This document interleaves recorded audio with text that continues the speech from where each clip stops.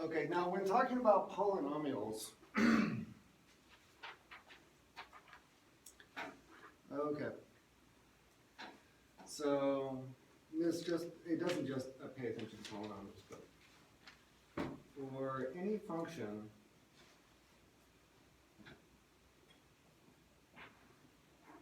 f and positive real numbers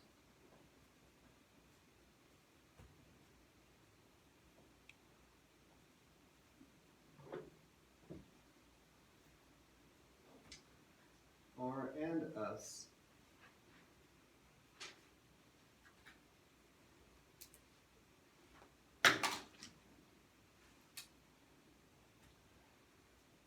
with R being greater than S, if f of n is big O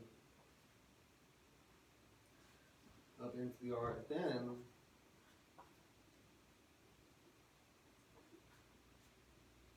f of n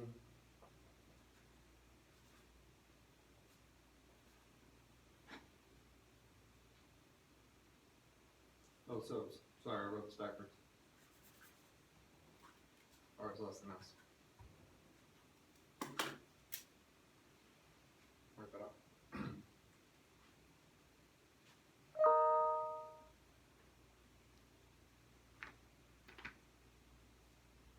Okay. So now what is meant by this statement right here? So basically, if you have S being greater than R, then the power of the polynomial is going to be greater. The power of the polynomial associated with S is going to be greater than the power of the polynomial associated with R.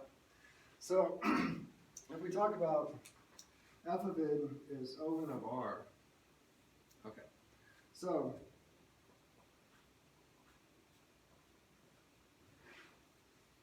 big O of n to the R. Now, what do we mean by big O? Okay, so if f of n is big O, okay, so you can say, all right, 0 is going to be less than or equal to f of n is going to be less than or equal to some constant b and some n to the power r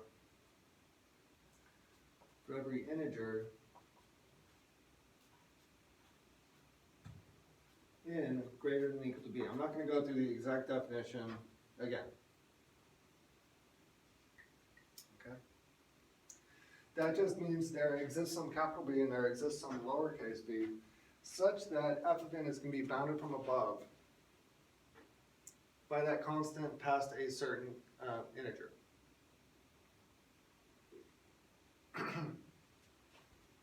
Okay, fine.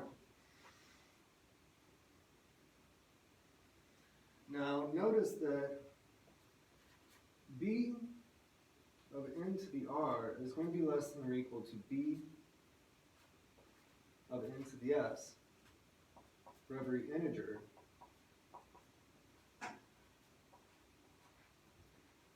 n greater than or equal to 1.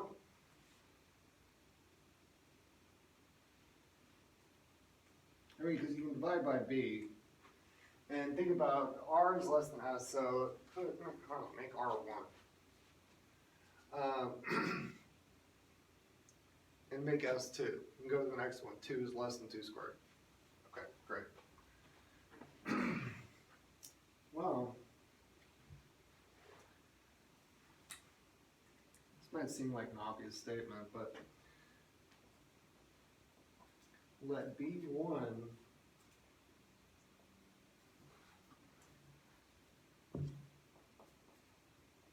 be the larger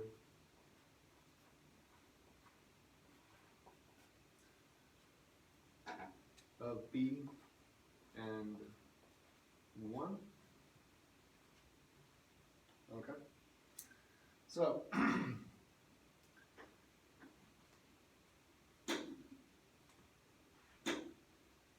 so this statement might be true for integers that would be less than 1. So what are we going to do? we're going to choose the larger of these two statements right here. Just say B1's got to be bigger than, it's got to be the largest of B or 1, okay? So that both of these inequalities will hold true. Well,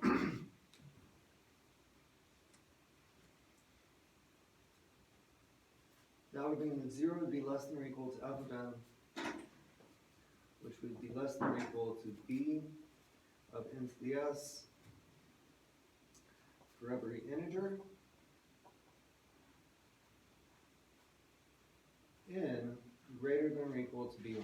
So we're just choosing the larger of the two and saying that that inequality holds for the statement of larger two. Okay? Oh, and so therefore,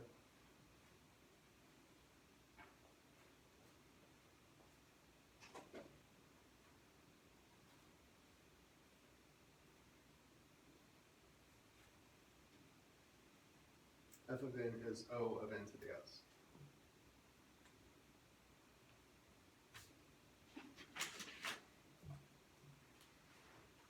Okay, but how are we going to use this property?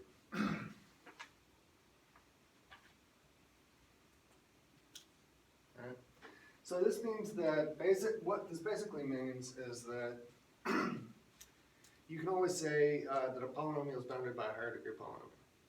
Okay? And so let's say we wanted to actually show one of these properties. And so let's do some actual examples of this.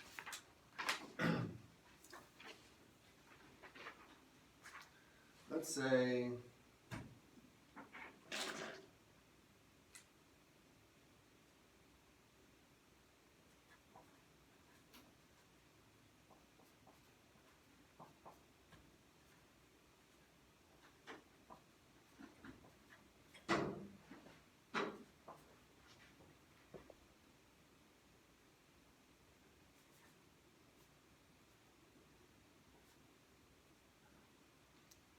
let's do an actual problem.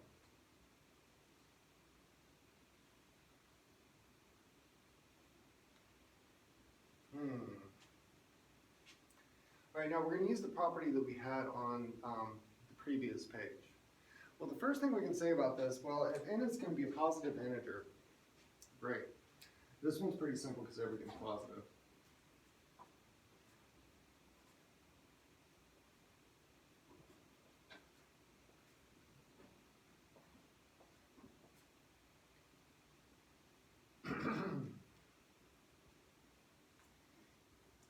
If you end up incorporating negative numbers into this, what you need to do is you need to find the roots of the polynomial and determine that, oh, it's going to be positive after this point. Okay? So that's why in the previous problems we were always saying, oh, there's this r that exists such that after this point it's going to be positive. So if you end up with a polynomial that has negative, not negative on the front, that's going to be a stipulation that you can't have. You can't have it be negative on the front. But if you have minus signs inside of here, you actually need to, in this case, this would be a quadratic, and you would say, oh, well, yeah, if I find the roots of the quadratic, it'll be positive past this point, okay? These are all positive, so we don't even have to worry about that on this one, okay? Now, how are we going to use the statement of the previous slide? The statement of the previous slide said that, well, if f of n is both big O of n to the r, then it has to be bounded by an s which is greater than it. Great. So, how can I say that this is bounded by? Well, I'll leave this one alone. That's 15n. It can be bounded by a higher degree polynomial. So this is going to be 2n squared plus 15n squared. What's a higher polynomial degree than a constant? Well, that is also a quadratic. Okay? So this whole thing has to be bounded by, well, that. And then if I say, all right, 15 plus 4 is 19, and the 19 plus 2 is 21, this whole thing equals 21n squared. Okay? So when talking about our big O notation, I was talking about b's. So b would equal 21. That's just a number that we can pick, and we can say, oh yeah, that thing's bounded, it is big O notation. And all you have to do is take those lower degree polynomials and say those lower degree polynomials have to be bounded by a higher degree polynomial for n greater than or equal to 1. So yeah, this whole thing is bounded by that. Okay. So that's all you have to do to prove that, well, all right, this is, like I said, this is a basic quadratic. You start throwing in minus signs, you're going to get into a little bit of a fuzzier issue. And that's why we have to have the stipulation at the beginning of all of this that are. Okay, all right, so we have that this thing is big O of n squared. Great, fine, whatever. Let's ask the question, is this big omega of n squared? Could this thing be bounded above and below by a quadratic? Huh. So, all right, we did big O. We know that this is bounded by a constant multiplied by n squared. Okay. Let's say, show that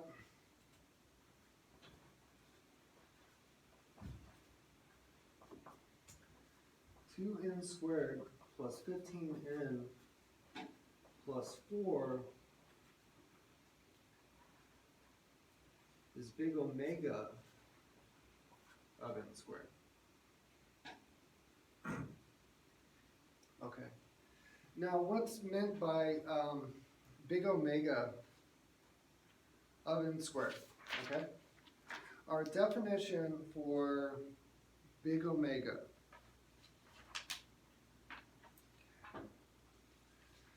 So, f of n is big omega of g of n if there is a positive real number such that it is bounded from below by that. And we are looking at this function right here. So, well, we could say, you know what? 2n squared is going to be less than or equal to 2n squared plus 15n plus 4 because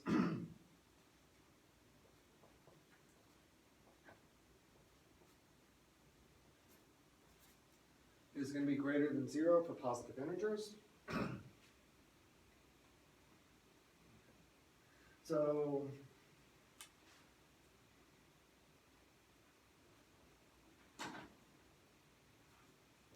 A would equal 2. Okay. And once again, we had to throw all those conditions in earlier. Because if you start, this one is relatively simple. These things are positive, so you can say the 2n squared is less than or equal to this, that's fine. If you start throwing minus signs in there, it gets a little bit more complicated, so we need some extra conditions, okay?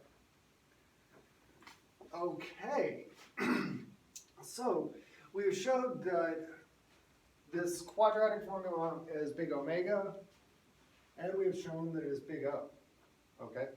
Now let's look at the question.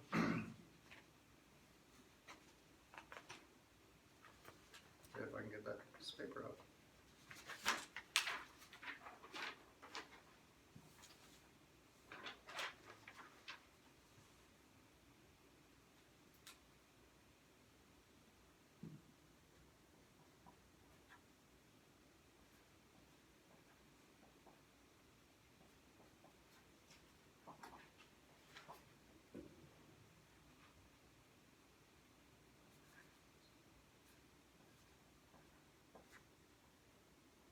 Well,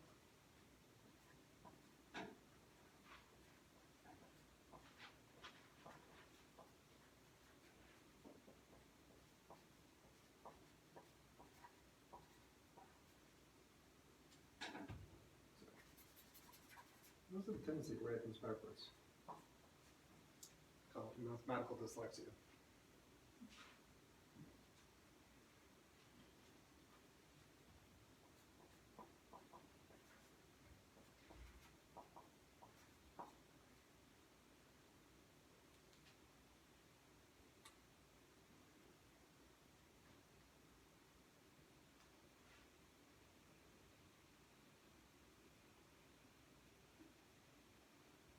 Okay?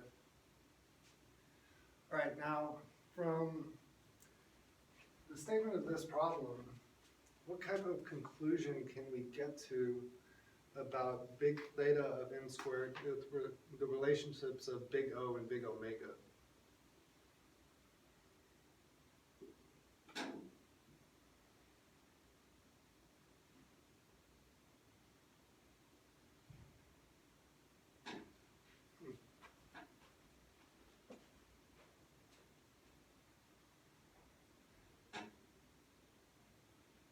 Okay, so looking at that,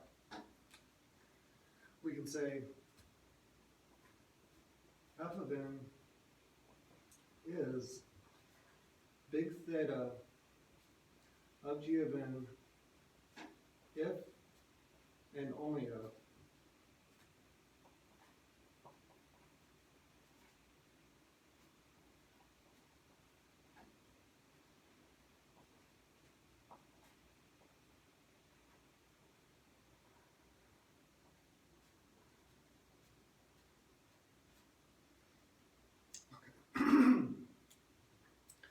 so something being big theta of g of n is true if and only if it is big O of g of n and it is big omega of g of n.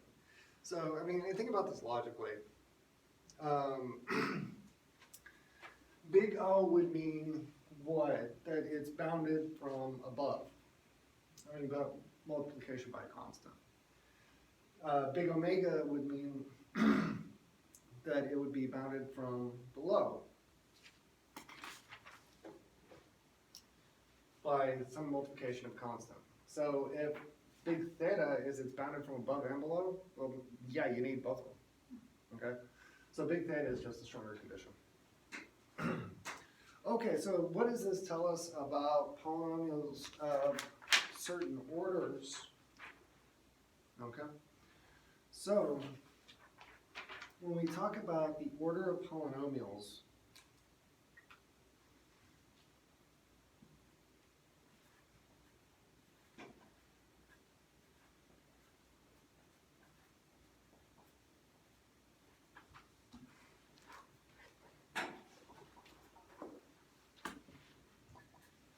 if m is any integer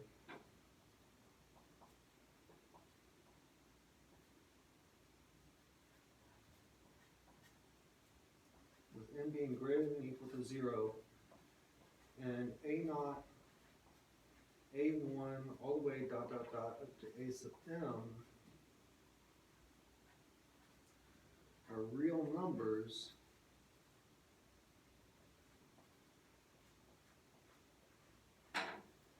okay, with a sub n being greater than 0, then a sub n m n to the m plus a sub m minus 1 n to the m minus 1 plus dot dot dot plus a1n plus a naught is big theta